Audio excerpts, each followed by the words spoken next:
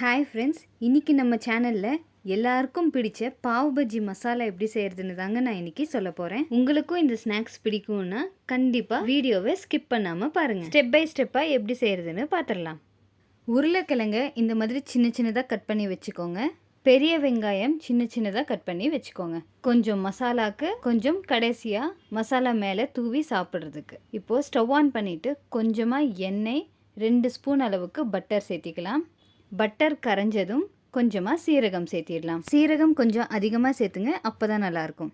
பச்சை மிளகாய், இஞ்சி பூண்டை அரைச்சி வச்சுருக்கோம். சீரகம் வெடிக்க ஆரம்பித்ததும் இஞ்சி பூண்டு பச்சை மிளகாய் பேஸ்ட்டை சேர்த்திடலாம்.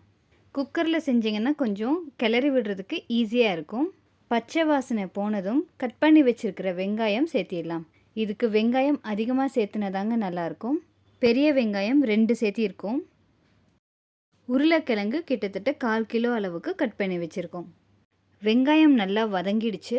இப்போது 2 மீடியம் சைஸ் தக்காளியை அரைச்சி வச்சுருக்கோம்.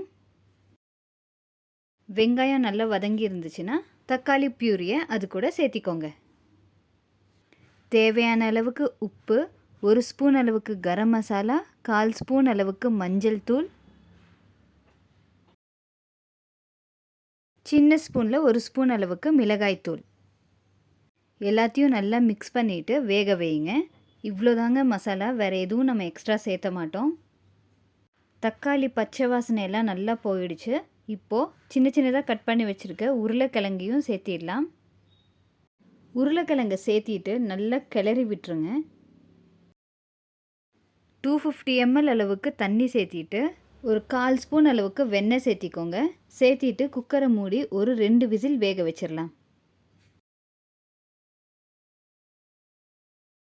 பாருங்கள், உருளைக்கிழங்கெல்லாம் நல்லா சாஃப்டாக வெந்திருக்கு. இப்போது மேஷரில் நல்லா மசிச்சுக்கலாம். கடைசியாக சின்ன சின்னதாக கட் பண்ணி வச்சுருக்கிற கொத்தமல்லி தூவி கிளறி விட்டுட்டு ஒரு கொதிக்க வச்சிங்கன்னா பாவ் பஜ்ஜி மசாலா ரெடி.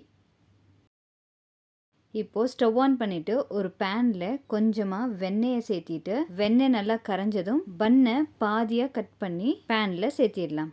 எல்லா பக்கமும் இந்த மாதிரி பன்னை ரோல் பண்ணிக்கோங்க. அப்போ தான் வெண்ணெயெல்லாம் க்ளீனாக பன்னில் ஒட்டிக்கும்.